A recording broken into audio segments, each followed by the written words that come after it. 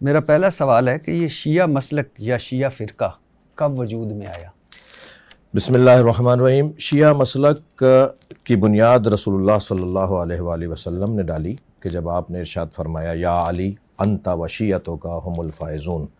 80 حدیثیں میں نے علماء اہل سنت کی کتابوں سے جمع کی تھیں، اور اب تو بہت بڑی تعداد میں علماء اہل سنت نے اس موضوع پر کام کیا ہے، کتابیں لکھ ڈالی ہیں۔ خاص طور پہ ابھی پچھلے دنوں جو پنڈی اسلام آباد کے ایک بزرگ عالم دین نے کتاب لکھی ہے کہ اہل سنت حدیثوں کی کتابوں میں، احادیث کتب اہل سنت میں، کتب احادیث اہل سنت میں شیعہ روات، شیعہ راوی جو نبی مکرم سے روایت لیتے ہیں، سرکار دو جہاں سے حدیث سنتے ہیں اور وہ پھر اس کو نقل کرتے ہیں، اور جس حدیث کا راوی شیعہ ہے اور وہ نبی سے سن رہا ہے تو اس کا مطلب ہے کہ یہ لفظ شیعہ، اس کی شناخت، اس کا عنوان، اس کی پہچان بے حیثیت شیعہ وہ رسول اللہ کے زمانے سے تھی اور مولا علی کے زمانے سے تھی۔ تو میرا ہی نہیں بلکہ ہمارے تعلیمات کا یہ دعویٰ ہے کہ شیعہ عنوان جو ہے وہ نبی کے زمانے سے ہے۔ سرکار نے فرمایا یا علی انت و شیعتک ہم جیرانی فی الجنہ۔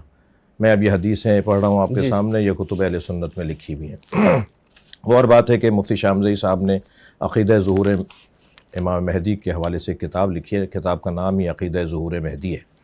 اس میں وہ لکھتے ہیں کہ اس عقیدے کو صرف شیعہ حضرات ہی نہیں بلکہ اہل سنت بھی امام مہدی کا عقیدہ رکھتے ہیں، اور پھر اس میں انہوں نے روات کا ذکر کیا ہے اور جرح و تعدیل کیا ہے راویوں کے اوپر، اور اس کے بعد انہوں نے فرمایا کہ اس میں بعض راوی شیعہ ہیں جنہوں نے اس عقیدے کو نبی سے نقل کیا ہے۔ تو پھر وہ لکھتے ہیں کہ ہاں یاد رہے کہ آج کا شیعہ اور اس وقت کے شیعوں میں فرق ہے۔ تو یہ ایک علیحدہ بحث ہے کہ آپ ظاہر ہے ہر شیعہ، ہر سنی، ہر مسلمان، ہر انسانی مختلف ہوتا ہے، کوئی کسی جیسا نہیں ہوتا۔ لیکن یہ کہنا کہ بعد کی ایجاد ہیں یا بعد میں کوئی مذہب بنا، مسلک بنا، نہیں۔